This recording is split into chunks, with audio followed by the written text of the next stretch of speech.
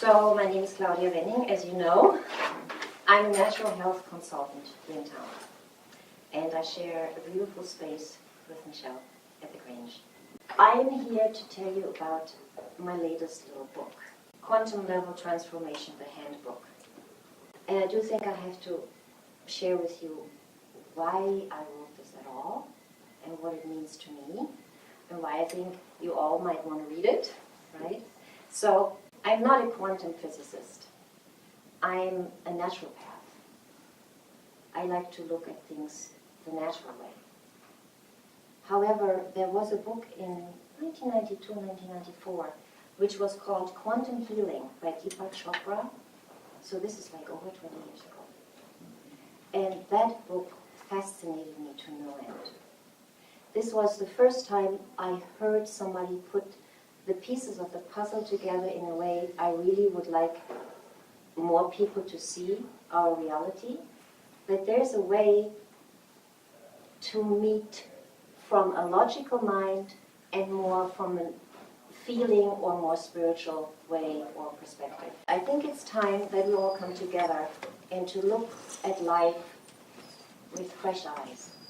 And not necessarily only with the ways we were taught when we grew up. There's so much information available now that we can use this information to broaden our perspectives. I used to say the quantum level for me is the place where Albert Einstein and Eckhart Tolle would meet. And Albert agrees. It's an awesome place to be. It's not a physical location. It is a state of being.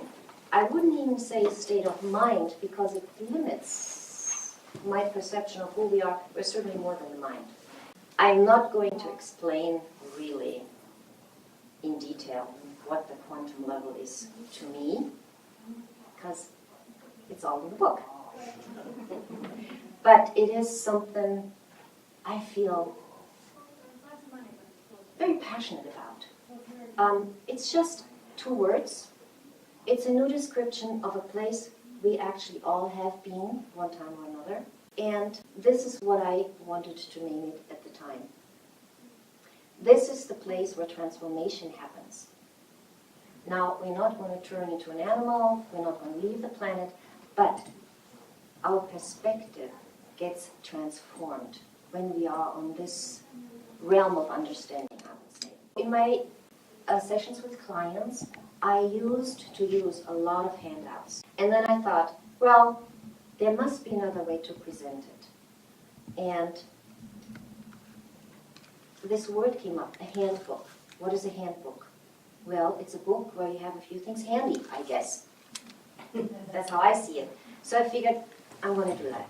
And what I did for the book, I first of all explained what I think the quantum level is and what could happen if we sign up to explore new ways of looking at the world. And in order to do this, I have provided 20 different, what I call tools and techniques. It's not really a toolbox. These are meditations, inquiries. I like to call them reflections. These are page by page stages you can go through and look at life from perspectives you may not have taken the time yet to look at from. Is that grammatically correct? Not only in this country, but I think globally, a lot of change has happened recently. And correct me if I'm wrong, I think a lot of people are more concerned than ever about where humanity as a whole is actually going to. Where are we going? Where are we going? Where are we going? What are we doing? What are we doing with ourselves? What are we doing with this planet? And I have talked with friends and the concerns are tremendous. They go as far as to affect sleep patterns and the general state of being. People are worried about what the future may bring. And people are looking for answers. What I find really intriguing is, what really are our questions? wouldn't we have to formulate the questions with all the intention we got to get the answers we're so hungry for? If we could find a way, everybody individually, to look at this whole realm we find ourselves in with fresh eyes, we can actually come up with fresh questions. And these new questions could potentially lead us to fresh answers. Answers that are translatable, they're usable, they make sense, not just to me, because I might be really weird, but that they make sense on this very humane level of, we're all in this together. I mean, you hear this a lot, but it's true. We're all in this realm together. Actually, we're all in this room together. Basically, end of last year, I felt, okay, I'm going to have to do something. I'm going to do this handbook. I'm going to put all these inquiries I had come up with to this point in one handy little book. You can carry with you, you can have in the kitchen, you can take it wherever you go, and if you feel like there's a moment that would be available for reflection, then you could just open the book and pick a page and see if there's anything on that page that resonates with you, that brings you to a slightly shifted perception of where we are at. It may really also open you up for the answers we're all looking for. On the other hand, I also put this handbook together that it is one building on top of each other. So it is really a good idea to start in the beginning. Although I'm one of these people that I like to just look in the last page too. It's okay. It's all okay. And what I would like to do today, read a few things, do like a little inquiry, and then we have plenty time for question and answers. Questions for sure, answers hopefully. What I would like to start with now, I have a handout here. This is one of the more practical tools I use. And I would like you please to pass this around and everybody takes one. Now, this is a handout from a page in the book. But I thought since you don't have books with you right now, this might be easier to work with. This is not a totally brand new concept. It's the pie approach. But I think it has merit. Just ask you a few questions, and you don't have to answer me. But if you like the questions, you could answer them for yourself at some point. Where are you in your life? Is your life running smoothly? Or do you rather think it's chaotic, a lot of bumps in the road, it's uncomfortable? Wouldn't we all like to have our life just flow? Or rather, we would like to travel smoothly. This is a wheel of what I call vital balance. What are we doing with the energy that is given to us? How are we constructing our life? What vision do we have how we want to live our life? And to be really practical, there are segments. Are we looking after ourselves as we would for family, the most beloved? Are we feeding ourselves right with nutritious food, with beverages that sustain the flow within the body? Are we allowing joy and laughter daily? Or are we reserving this for the weekend? Are we allowing ourselves to develop more and more a body consciousness? And I'm not talking about vanity. I'm talking about being conscious of being in this body. How can we take care of it best? What is it doing? What is it expressing? Body consciousness, body awareness. Once we have a beautiful dialogue with our body, we also know how to take care of this. It may be that we need to move more, maybe we're sitting too much, maybe we have too much package on our body, maybe we don't have enough to give our body the sustaining it means. Hydration. A whole piece of pie by itself. Hydration, I forget. I forget to hydrate properly. So this is just as much for me as it is for you. Habit awareness. Oh, what could that be? Well, it's different for everybody. I know my habits. I'm not going to disclose them. We all have habits. There may not be anything wrong with them at all. There may be beautiful rituals, but are we aware of what we intending to create with the habits we have? Or is it just an unconscious habit? It's not a matter of good or bad, it's just, am I aware of what I'm doing? Am I aware of how I move my hands all over the place when I talk? Yes, I'm aware of it, and I still do it. I know it. As long as I'm not hurting anybody, let's just leave it for now. Next, piece of the pie. Stress consciousness. Well, that's a given. I mean, one thing we recognize really easily is stress. It just grips us. It grabs us. The question is, what are we doing with it? Are we allowing ourselves to actually state to ourselves that we are in a stressful situation or that we're actually creating stress for ourselves? Now, is this the optimal way of going through the day? Debatable. Awareness will bring you some questions and will bring you some answers how to deal with stress. Stress can be caused by responsibilities, by commitments. Again, it's great to be passionate about something. Are we overcommitting ourselves? Are we taking on responsibilities for things that are not within our realm of expertise? So it doesn't really serve anybody, neither us nor everybody else involved. If I am not really adept in craft, I shouldn't take on responsibility. Relaxation, exercise, yoga, you name it, stretching, wiggling, running, anything that will move the energy in the body and also bring you to a state where then you consciously can sense when the moment of relaxation comes. It's like the marathon runner runs and runs and runs and runs till he can't run anymore. But the moment he allows himself to just stand, it's like, whoa, I am so alive. This is just too delicious.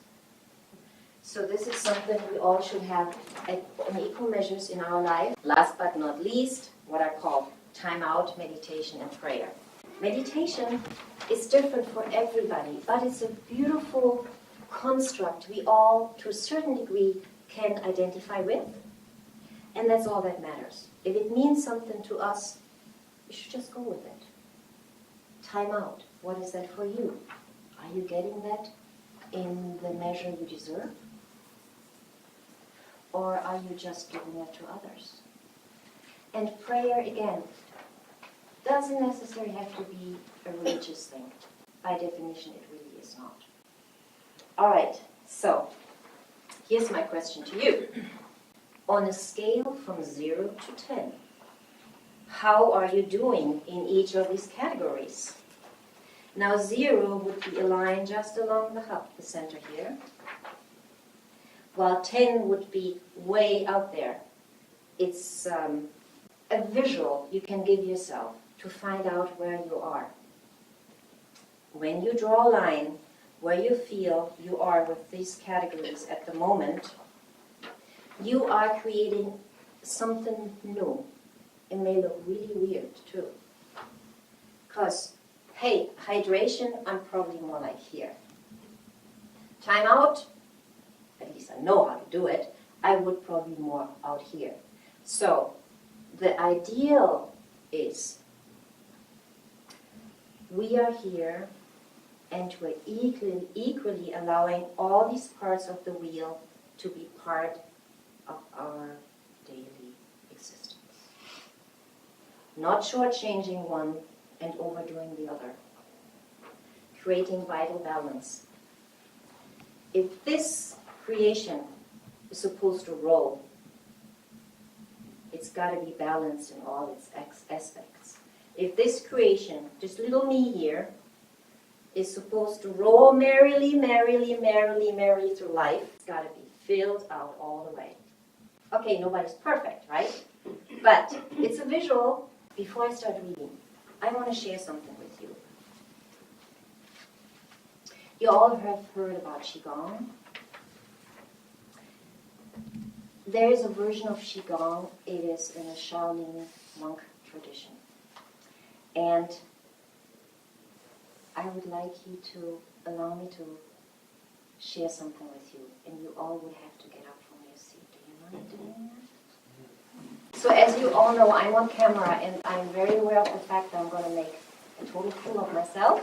It has the quality of silliness, which I just recently discovered. And I think we don't have enough silliness in our daily lives. We're all like going from A to B, and then comes C, and we got to keep it together. And we're always like trying to achieve something or get somewhere. What if we would just stand here, like you all are, thank you, and what if we would just allow ourselves to be and shake everything off that doesn't serve us anymore? Maybe the argument with the neighbor this morning. Oh, I'm so done with this. Maybe the migraine I had yesterday. Maybe my depression about the weather. Thank you for doing this with me. Maybe I had a fight with somebody. Maybe I looked in the mirror and I just didn't like at all what I saw, and I blamed, of course, the mirror. What if I ate something that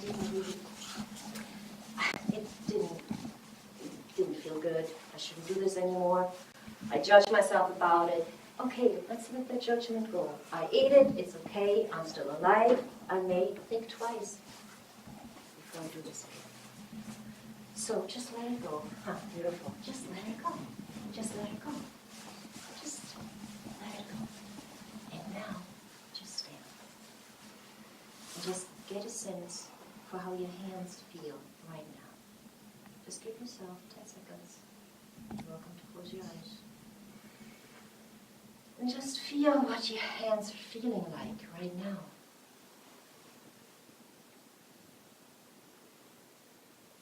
You can sit, you can stand, whatever you like. And I really would love if there's anybody brave enough. What did you feel in your hands? Anybody wants to share? My hands felt swollen and stiff. Okay. Okay. Mine felt kind of tingly and heavy. Yeah. Whatever you felt, one fact is undeniable. You felt something. It may be a good thing, maybe bad thing. And I know everybody had a judgment right now when you said this. Let's just let this be for now. We don't know. We may not even find out today. But what I wanted to really bring home, and thank you really for putting up with me in this, we felt something. You felt something, you felt something, right? We were communicating with a part of our body. It wasn't stressful. It's okay now. You don't have to continue it. We felt something. And that is major to me. We want to be in the closest communication we possibly can be with our body. We want to feel what's going on. Without judgment. First we'll feel. And then we may get a sense for if there's anything that needs to be done, or anything that needs to be done less. Have I overworked my hands? Have I not been loose enough? Once we feel, we are opening the avenue of communicating with our body. And if we don't do it, who, please tell me, because I really want to know, who's going to do this? Yeah, it's one of those questions, huh? Mm-hmm.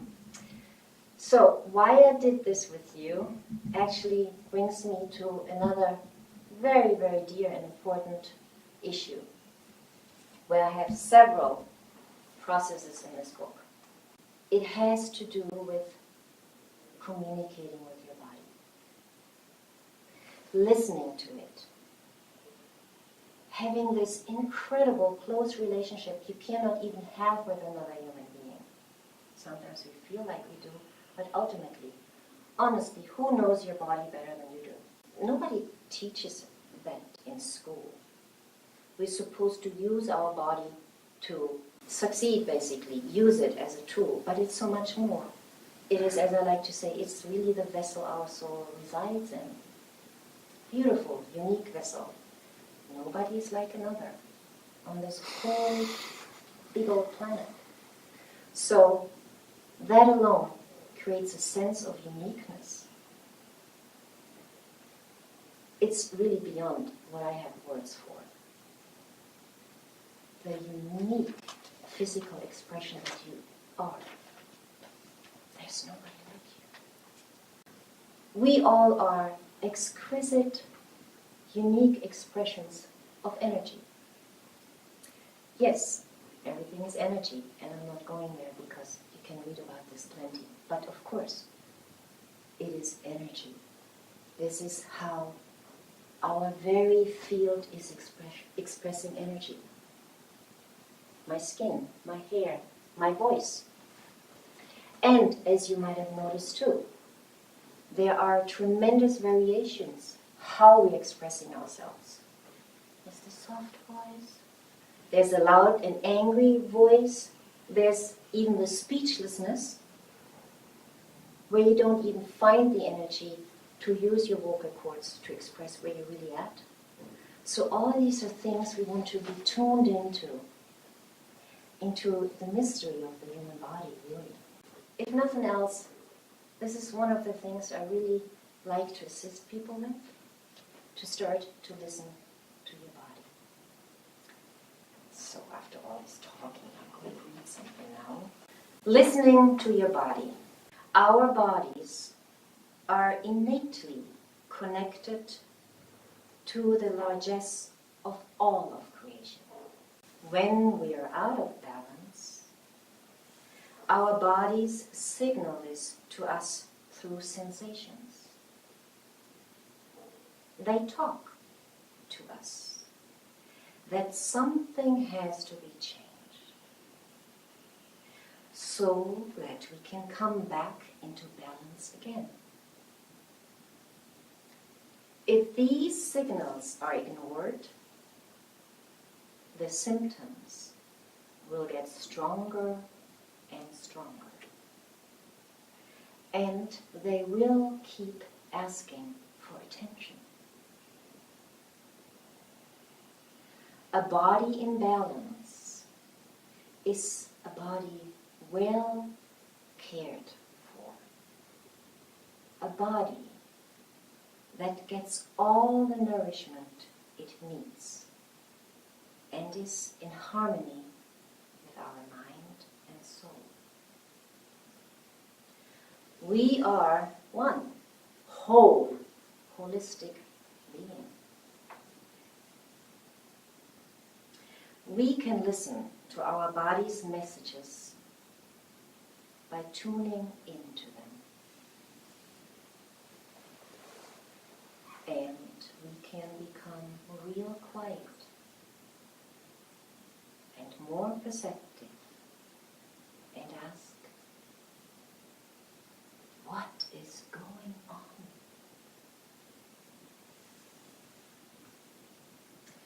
Where am I feeling this?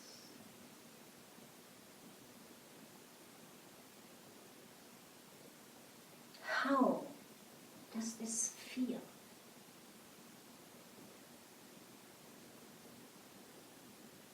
When do I feel this? The answers we receive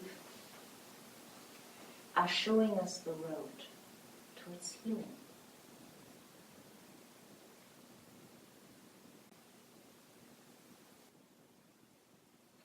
So that we can mend those fragmented parts of our being.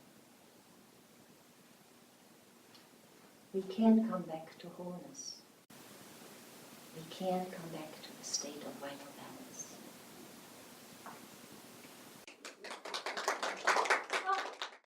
I would like to invite you into another process. This is in the book too. It starts with find a quiet place. I guess we found it. I'm the only one talking here. It's a little longer than the last one. But I really want to share this with you. It's called Noticing the Sounds in Your Voice. Find a quiet place. Intend to get a feel for how you're using your voice in communicating with others. Can you notice the difference of quality of the sounds you're using with different people? Can you?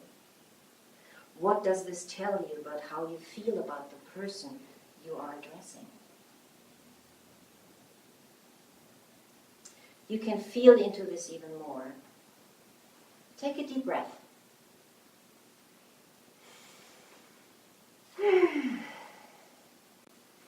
And allow the incoming breath to flow into the space of your heart. Get in touch with how you use your voice with different people. How does it sound when you speak, and to whom you speak? You will find that some tones sound warm, caring, and loving. And some, we've all been there, sound rather harsh, offensive, or defensive. When you're becoming aware of the sound and tone of your voice,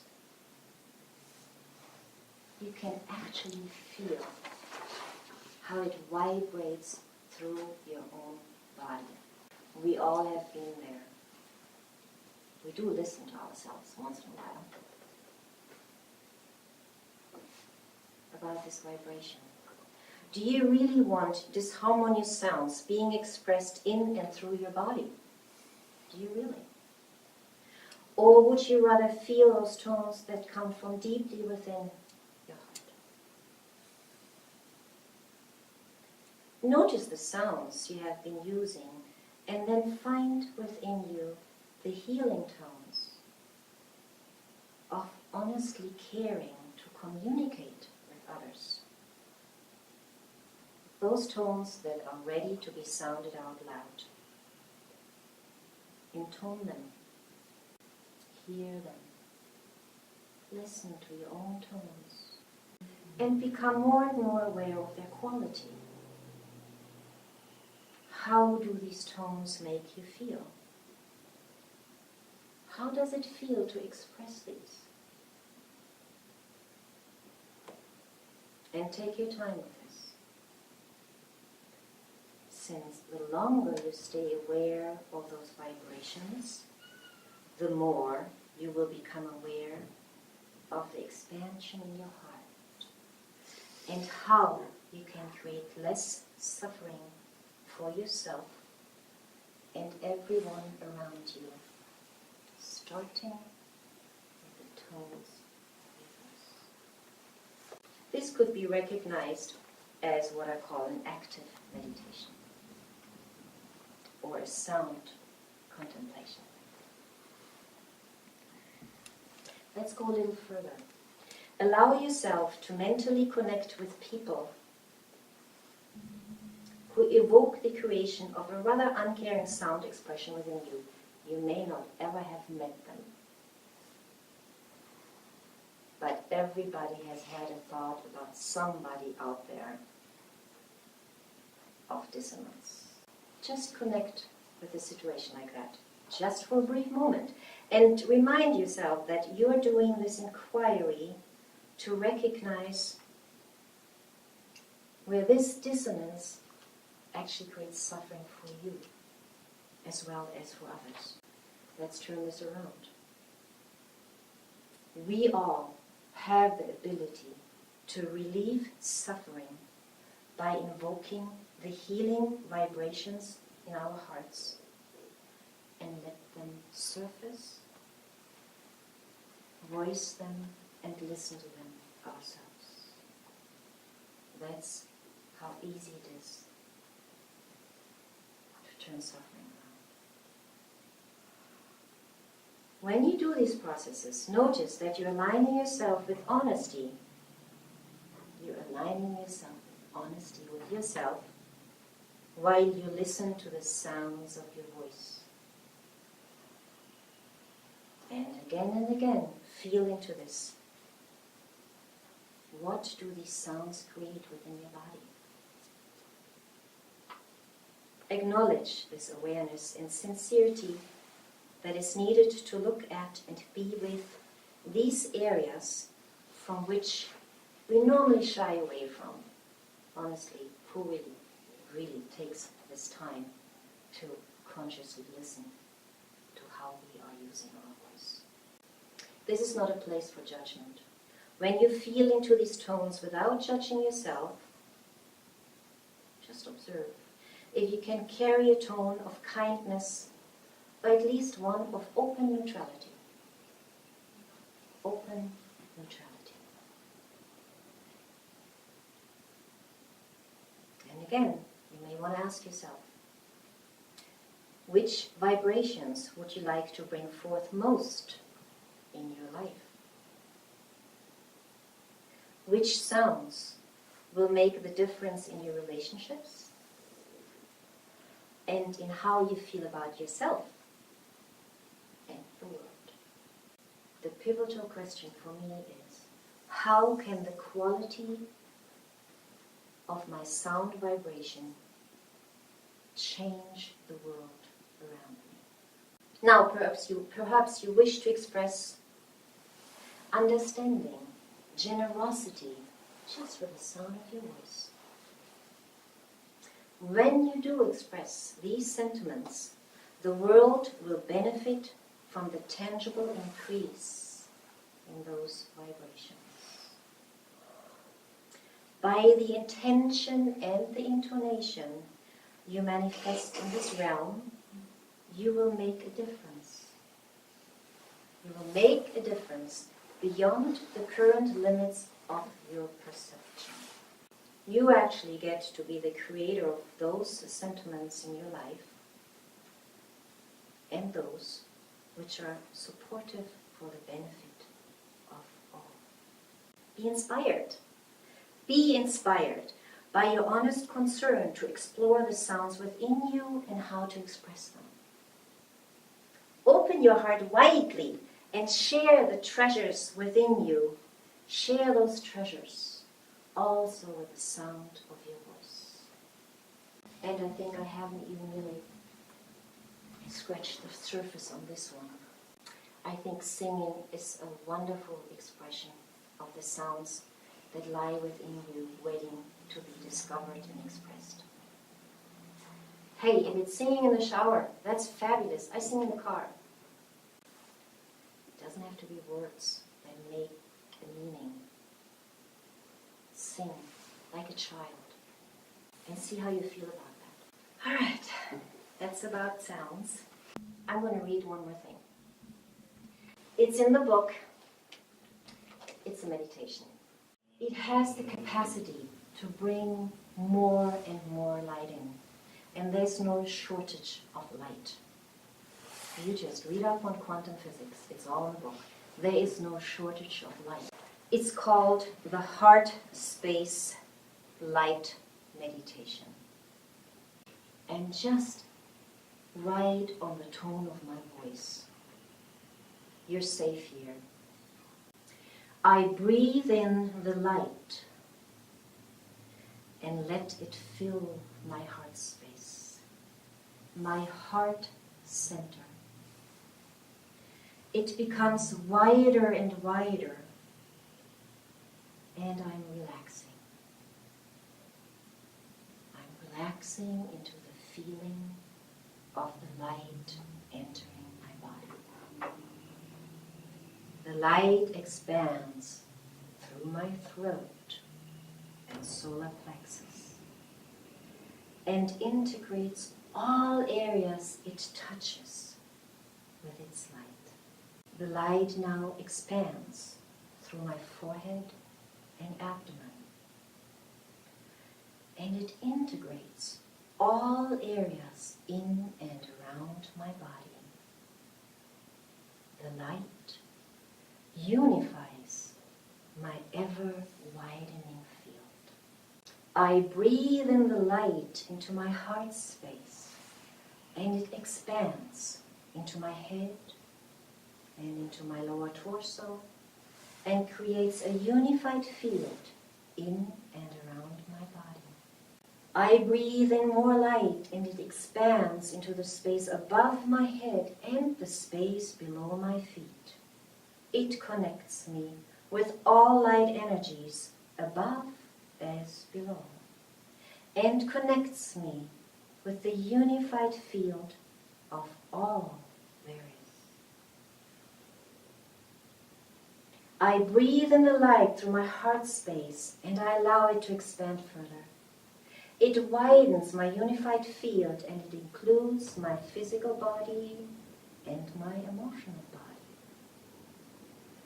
I feel I'm one with the light.